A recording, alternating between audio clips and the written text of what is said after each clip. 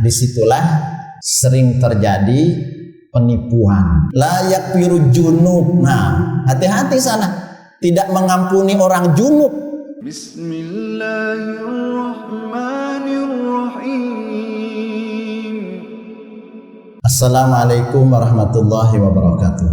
Hadirin sekalian jamaah salat subuh yang dimuliakan Allah Subhanahu wa taala. Sesuatu hal dikatakan sebagai hal yang baik atau dikategorikan baik adalah berdasarkan informasi Quran dan Sunnah, bahwa tatkala kita melaksanakan perbuatan tersebut maka dianggap dia sebagai sesuatu hal yang baik. Sesuatu hal dianggap baik berdasarkan waktu. Ada waktu-waktu terbaik bagi kita untuk berdoa antara azan dan qomat. Di akhir setiap kali kita menunaikan sholat, di penghujung malam, ini disebut bahwa ada waktu-waktu terbaik bagi kita untuk berdoa. Bulan Ramadan adalah waktu terbaik bagi kita untuk beramal soleh apa saja bentuknya. Yang penting kategorinya adalah amal soleh. Karena itulah Rasul Shallallahu Alaihi Wasallam disebutkan oleh Ibnul Qayyim, al-iktsaru min jami'i ta'at, memperbanyak variasi ketaatan selama bulan suci Ramadan apa saja bentuknya, maka akan dilipat gandakan seluruh perbuatan baik kita tersebut.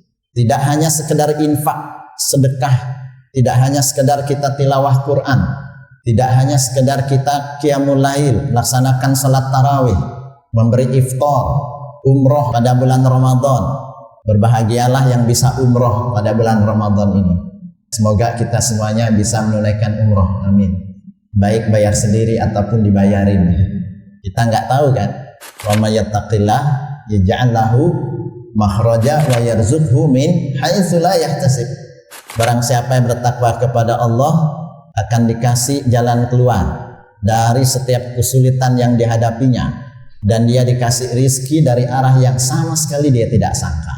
Nah, jadi kenapa kita beribadah selama bulan Ramadan ini baik? Karena Ramadan disebutkan afdoliyahnya, bahwa seluruh pahala itu akan dilipat gandakan. Seandainya kita tidak bisa sedekah, rajin senyum saja Pak. Setiap kali ketemu orang, senyum saja. Karena senyum itu adalah sedekah. Nah, itu yang pertama. Yang kedua adalah sesuatu itu dikategorikan sebagai hal yang baik, afdol, karena faktor tempat. Disebutkan bahwa tempat terbaik yang ada di muka bumi ini adalah masjid. Kenapa kita jarang ke masjid? Tidak ada dalilnya pergi ke Bundaran Besar, ke Monas atau Monas Palangkaraya, lalu tawaf di sana hampir setiap malam melihat lampu keliling, begadang. Tempat terbaik itu adalah masjid. Karena itulah semua orang yang melangkah ke masjid itu ada hitung-hitungannya Pak. Setiap langkah kaki kanan menambah kebaikan, setiap langkah kaki kiri menghapus dosa. Itu kalau orang jalan ke masjid. Pasar disebutkan Nabi adalah tempat terburuk, karena disitulah sering terjadi penipuan. Sering sekali terjadi orang mengurangi timbangan, sering sekali orang berkumpul, terjadi campur baur dan seterusnya, lalu kemudian terjadilah hal-hal yang berbau pelanggaran terhadap syariat. Tempat terbaik adalah Masjidil Haram di Mekah sana. Sekali kita sholat di situ pahalanya 100.000. Tapi juga jangan terlalu berhitung dengan Allah Subhanahu wa taala. Aku dulu kurang lebih 2 minggu sembahyang di Masjidil Haram, lalu dikalinya 100.000. Begitu sampai Indonesia kada sholat lagi, karena sudah banyak pahalaku di sana. Karena kalau tidak ikhlas dikerjakan juga tidak diterima. Tempat terbaik adalah Masjid Nabawi. Sekali sholat di situ pahalanya sama dengan 1.000. Sholat di Masjidil Aqsa sama dengan 500. Sehingga kita diminta untuk pergi ke sana. La tushaddur rihal illa ila thalathati masajid. Tidaklah engkau digemarkan, digesa untuk melakukan perjalanan jauh yang diniatkan dari rumah kita, rihlah, kecuali hanya kepada 3 masjid. Masjidil Haram, Masjid Nabawi, dan Masjidil Aqsa. Karena itulah kenapa kita punya tanggung jawab untuk memerdekakan bangsa Palestina yang di situ ada Masjidil Aqsa karena hadis Nabi ini, dan juga karena adalah kiblat pertama umat Islam. Yang ketiga adalah karena jenis amalnya disebutkan baik dia. Khairukum man ta'allamal Qur'ana wa 'allamahu. Sebaik-baik kalian adalah orang yang belajar Quran dan mengajarkannya. Diberikan jaminan kebaikan terhadap Quran itu dalam dua hal. Kalau kamu tidak bisa mengajar, belajar. Dua-duanya baik. Yang tidak baik, tidak belajar, tidak juga mengajar. Membaca Quran itu baik, sekalipun tidak lancar. Kata Nabi SAW, al-mahiru bil Quran ma'asafaratil kiramil barara. Orang yang mahir membaca Quran sesuai dengan standarnya. Karena di Quran disebutkan yatlunahu haqqa tilawatih. Bacalah Quran itu sesuai dengan hak tilawahnya, bertajwid membacanya.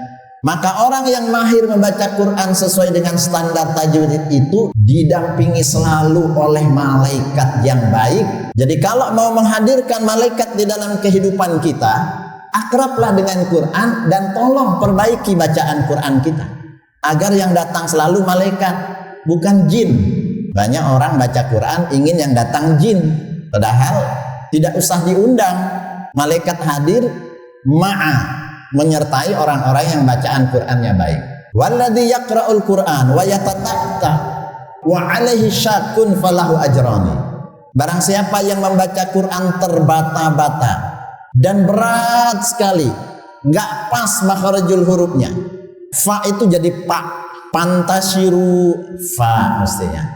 Zai jadi jim, ijajul jilatil, ardu jiljalah, semuanya jim.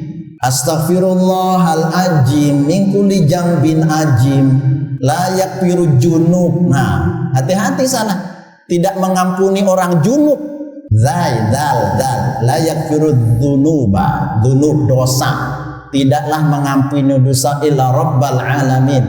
Tapi kata Nabi, orang yang membaca Quran dengan tidak sesuai standarnya, lahu ajrani, dia tetap dapat dua pahala, Pak.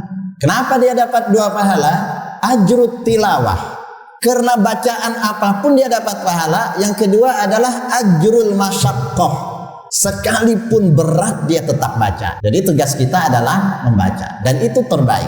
Di akhir Ramadan nanti ada khairun min alfi syahrin, lebih baik daripada 1000 bulan. Itu malam Lailatul Qadar, khairun min alfi syahrin. Dia dikategorikan baik. Ibadah kita bertepatan dengan malam Lailatul Qadar, cari dia di malam-malam ganjil. Nah, ini persoalan, Pak, mengamalkan hadis ini di Indonesia. Menurut kita ganjil, menurut pemerintah tidak. Jadi bagaimana solusinya? Ya sudah saja begitu 20 Ramadan sampai akhir, jangan milih malam-malam ganjil. Datang saja terus ke masjid. Karena kalau kita berbeda awalnya, pasti hitungannya juga berbeda. Kita hitung hari ini genap, di sana ganjil. Kita genap, sana ganjil. Begitu 10 Ramadan, 20 Ramadan, berbeda juga kita.